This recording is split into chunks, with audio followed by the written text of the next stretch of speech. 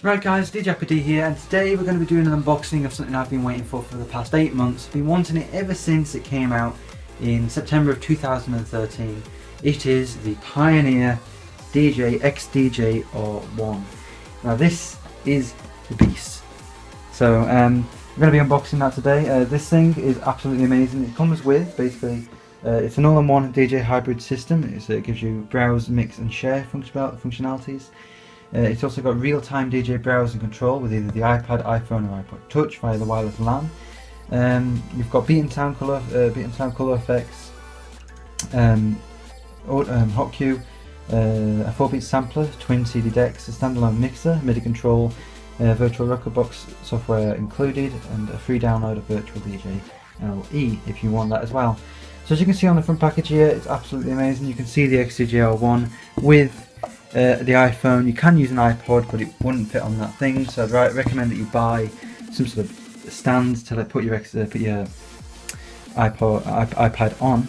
And it shows here that it's got Remotebox and Remotebox, which is the application which allows your iPhone to connect to it and control it wirelessly like that.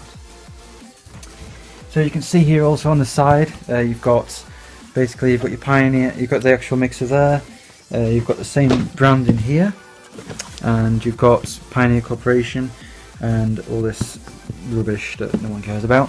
On the back you can see right there it shows all the stuff, which I'm not really going to read out. There's a lot of information there, but you can use all kinds of effects and browse on, like I said, the iPod and the iPad and the iPhone, whichever iPhone you've got.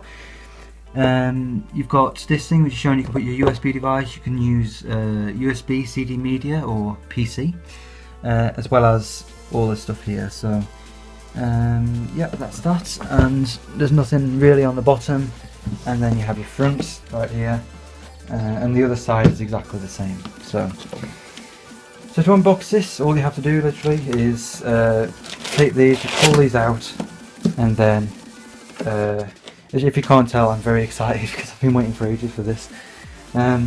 So yeah, I'm going to pull this open, and then you pull this side open. The first thing you see in the box right here is your charger. So, well, not a charger, your power plug. It's this is a UK one because I live in the UK, with a standard kettle plug right there. Here you also have your USB right there. You can plug that into your computer, so you can actually use it with Virtual DJ if you want, Tractor or Serato, whichever software you get. You just have to get the mappings. And then you've got your user manual and your CD for Remotebox. This includes a license key, so that will have been blocked out, so you will not be able to see that. And as well as the fact that you've got that there. And also if you just lift this out, then you will see here. So here you can see that you've got if you need it, you've got an American adapter. So American one. I don't see why they include this in the UK, but yeah, you've got an American one with again the standard kettle plug right there. And then here you get your iPhone bracket. This is rubber coated. I'll just take this out of the packaging right here.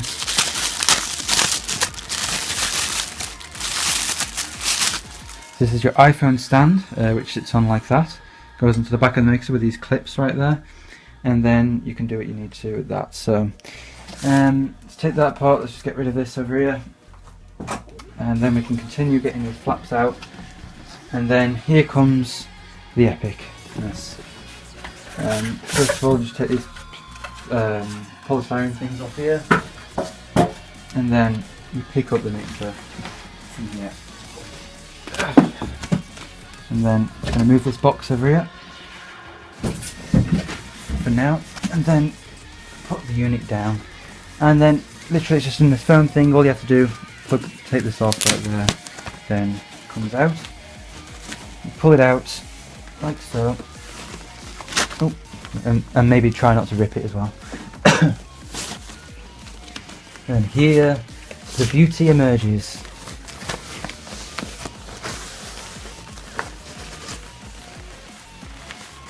The XDJ-R1, look at that, lovely and shiny. It's been ages since I've used something like that anyway. So there you have, you can see the mixer right here. So just to quickly go around the layout, so basically we've got here our mixer section right here with your CDJs on both sides. They are identical, so they're pretty much exactly the same experience with any CDJ. If you've ever used the Pioneer CDJ before, you'll know how to use this out of the box. You'll have right here on the mixer section your USB plug, which allows you to just obviously plug in your USB media, or you can even charge your iPhone if you want to, but you know, it's up to you. Then you have your input selectors over here. I'll mention in a minute why these are present, but you've got that. You've also got your wireless LAN right there, which allows you to basically connect it to your iPhone or your iPad. And then you've also got an AUX level here, which allows you to do adjusting of the AUX. You've got your trims on both channels, and of course your high, mids and lows, your band EQs or your kills. And then you've also got your headphone mixing, which allows you to do that, as long as your microphone level and your mic. And then the beauty bit here is your colour effects. So you have your colour effects, you have 4 to choose from. You have the filter, crush, pitch and noise. Some absolutely epic things you can do with that. As well as your 2 cues for your headphones, your 2 up faders and your cross fader down here, which I'm just going to say that's really loose, it feels really nice. And then these ones are a little bit stiff than I was expecting, but they're alright. And then yeah, you also have your cross EQ curve for the crossfader. Then on both of these same sides, they're both identical, so I'm just going to have a look at the right one here, or the left one. And as you can see on the top here, we have the power on button, which you will not see on the other side, but you've got the power button there. You've also got your selectors, your input selectors. You've got your USB, CD and MIDI. You can see the time, the utility, you can select and push, you can track search via that. You've also got a back button and your eject for your CDs, which, yeah, they're just here. As you can see, you've got a CD tray there, and your headphone ports here with a 5.2mm, I can't remember exactly, in your standard one. You've got that, and then you've also got your beat effects here, the bit that everybody loves, everybody who's owned Pioneer gear. This is what people get it for. So we've got roll, echo, flanger and transfer. So you've got everything that you really need in there, and you've got your level and depth to change the level of the actual effect, and your beat selector right there, so you can select what beat the effect's working on, as well as your tap function. You've got vinyl mode here. What vinyl mode does, if you click that, it means that you can use the top here to actually scroll, and yeah, to do pitch bending, or if you have that on, you can do that. So you've also got your tempo selector. So say that you want to do you can do 6, 10 or 16. That's your 3 options. You can't do 100% or 50%. This might cause a problem for you. It just depends if you do like really crazy genre changes and stuff like that. You've also got a tempo slider, which allows you to select what tempo the track is at. So yeah, you got that, and you've got what everybody loves. Everybody loves this, the sync function. You can use it however you want, but yeah, no one likes that. So let's move on. We've got here the hot cue and the 4-beat sampler, and you can also you've also got like a shift button, which allows you to do extra functions. And you've got your cue and play buttons right there, and your auto loop here as well. So that's pretty much what it looks like in the front, and I've also showed the front, the front and the top. But at the back, here's your ports. You've got master, XLR. You've got a master out 2, which is a standard RCA cable, with your booth, your microphone, your aux in, your phono in, and your phono in, your signal ground over there. You've got your USB and your power adapter with the Kensington lock right there. So you can see you've got beautiful things there. You've got all the functions. If you want, you can actually plug in your own mixers to this thing if you want. So you can get your vinyl decks, you can get your CDJs, plug them in, and do what you want really. That's one thing that I love about it. So that all being said, now I'm just going to move it over to there, or I'm just going to turn this on. So I'm going to be right back. Right. So here's the exciting bit. We're turning the unit on for the first time. Yeah, so let's go ahead and do it. You press this button right here, the power on button. You press that down once, and you can see the beautiful LED screens or LCD, I'm not exactly sure, then turn it on and it's starting to boot. Yes, you've got beautiful colours on there.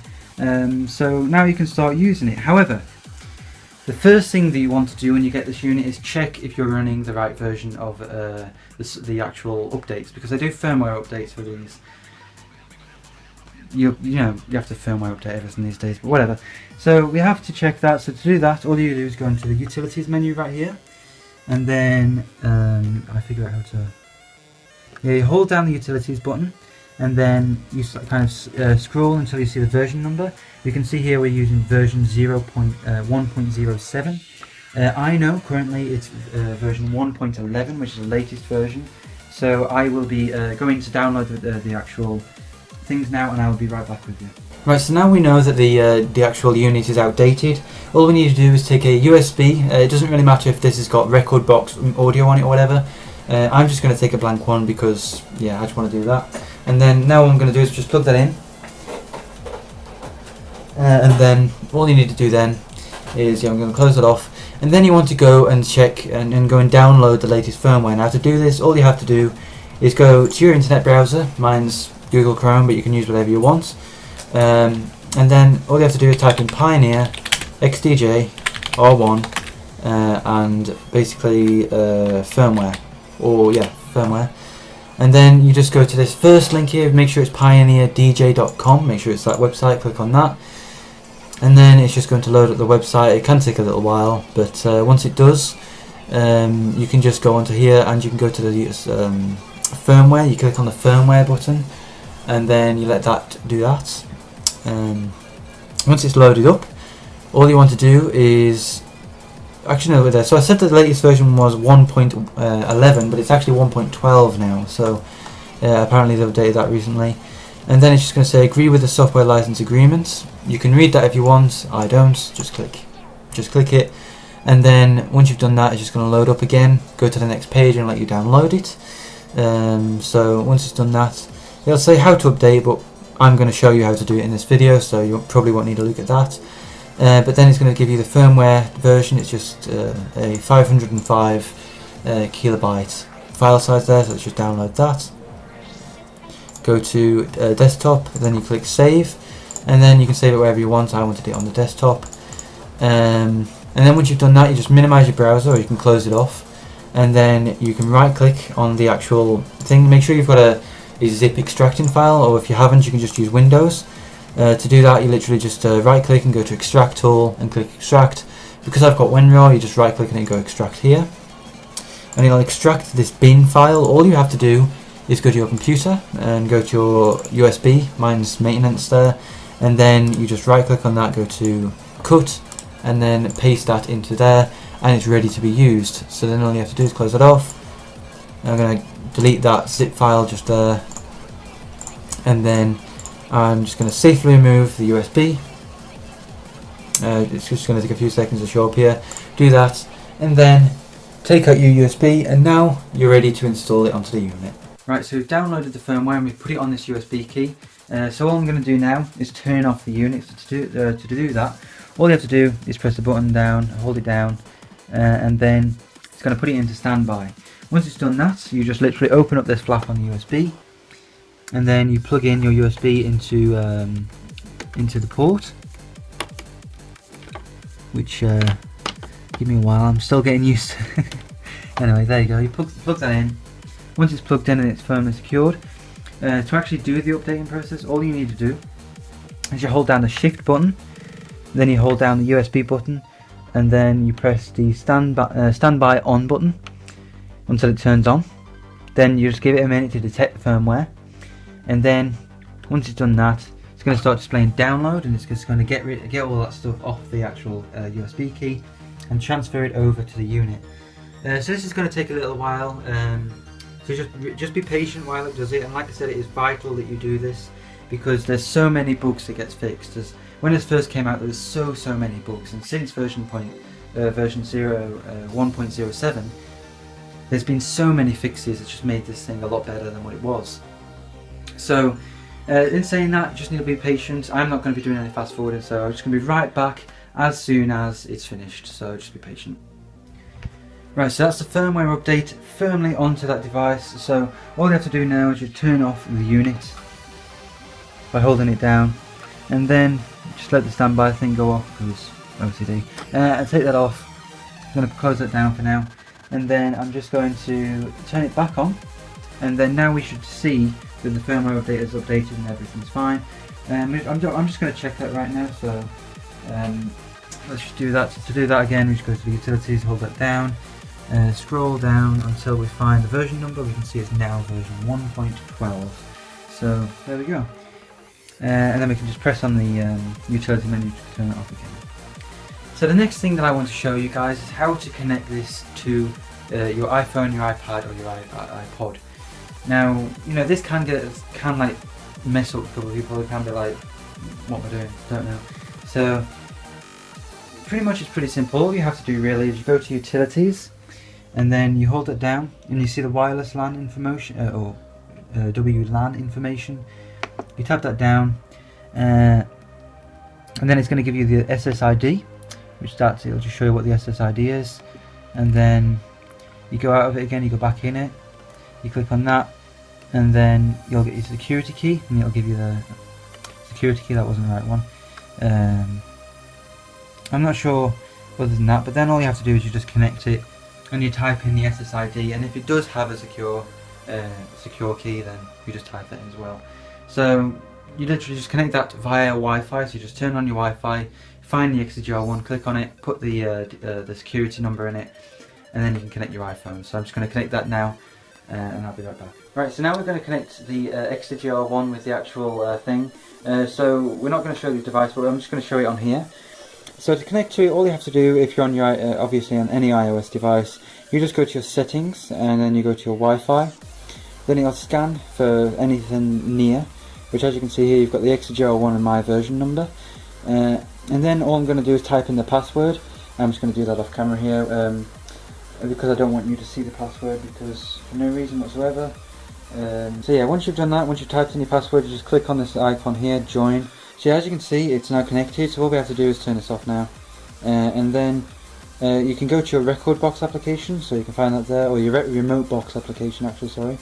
You click on that, and then as soon as you do, you'll actually now see it show up on there, and the wireless LAN light will come on, showing that Remotebox is connected. So now you can connect, you can put the things, you just get your iPhone bracket that's included in the box, you just mount that to the back of the unit, like so, and then you put this on here, and now you can actually get access to Remotebox on the device. So yes, that's pretty much that. So that's the unboxing. If you want to see me do a mix and all that kind of stuff on this unit, then I'm going to be doing a mix, and I'm live every single week, 7 PM till 8 PM on a Thursday. However, this week it's going to be tomorrow, which is Friday, so make sure you tune in for that if you want, and you'll see me use this the first time. So yeah, I hope that you guys enjoyed. I'll see you in the next video, so I'll see you then.